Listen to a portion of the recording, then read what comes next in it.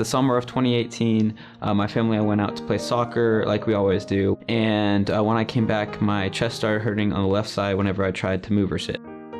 After a whole summer of not knowing what was wrong, they decided to do a biopsy, and they found cancerous cells in my lymph nodes. August 1st was the day I was diagnosed with stage 2B Hodgkin's lymphoma. They were leaning more towards like it was an infection and not something more serious because the lump was tender to touch. And when you have cancer, the lump is not usually, it doesn't hurt and it's not painful.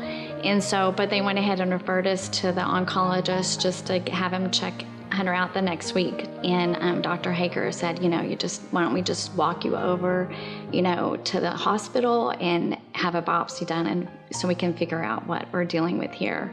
And then I saw Dr. Wells come in, and then I knew it had to be something major because he was an oncologist. The day Hunter was diagnosed with cancer was probably one of the hardest days ever. I think the biggest response I had at first was just denial. We had talked to a lot of doctors that said that he couldn't have cancer, and then when he did, we were just shocked, and it was a very hard thing to accept. He, of course, was shocked with the diagnosis. But once the diagnosis came and a plan of care which was developed, he's a warrior. The physical effects of my treatment that made me gain 50 pounds in a span of just 4 months, that was probably one of the toughest parts of it. On chemo days, I would feel so sick I didn't want to do anything. I would just come home and want to go to sleep to end the day to hope to feel better the next day. Whenever he would be upset or nervous about something, he would play the piano, and that was like his escape.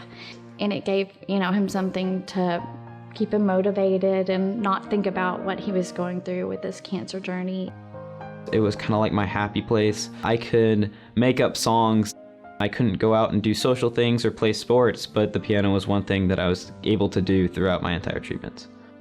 The impact of the Make-A-Wish Foundation, the Make-A-Wish process is so profound. Anything that helps augmenting healing we know is helpful. And that's why we try very hard with our kids to give care to the family. And I see the WISH process as care to the family and the patient.